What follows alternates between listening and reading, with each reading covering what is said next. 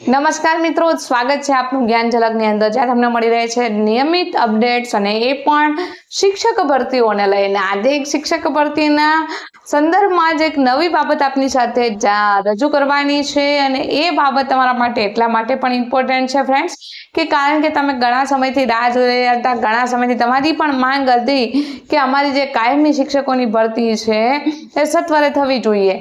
આની સાથે બાબત જોડાયેલી હતી કે કાયમી શિક્ષકોની સાથે અમે જે પરીક્ષા આપીએ છીએ, પરીક્ષાની અંદર ટેટ છે, ડેટ લેવાય છે ટેટ 1 અને ટેટ 2, માત્ર આપણે 2 વિભાગો કરવામાં આવેલા છે. ત્યારે આ વિસંગતતાને દૂર કરવી જોઈએ.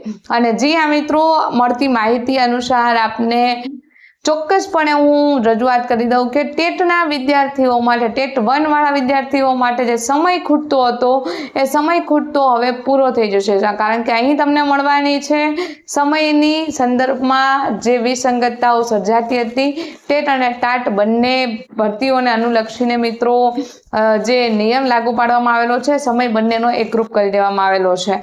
એટલે ખાસ યાદ રાખજો કે તમારે જે ટાઈમ્સ ઘટતા હતા 150 માર્કના જે ક્વેશ્ચનની અંદર હવે તમને મળશે 120 મિનિટ. ખાસ યાદ રાખજો, આ ટાઈમ છે આજ રોજથી સુધારો અમલમાં છે. એટલે આવનારી ટેટ ભરતી છે, એક બીજો પ્રશ્ન આપના ધ્યાને ચોક્કસથી મૂકી દો.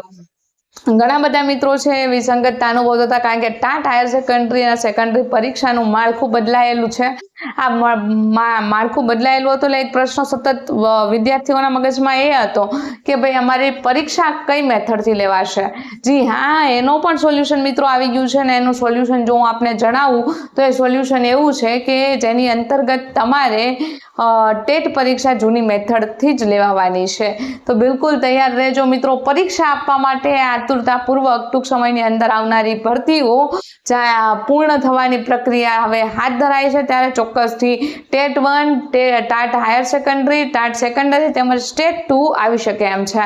તો રાખવાની જોવો છો, તૈયારીમાં લાગી જાઓ અને જોડાઈ જાઓ. સબસ્ક્રાઇબ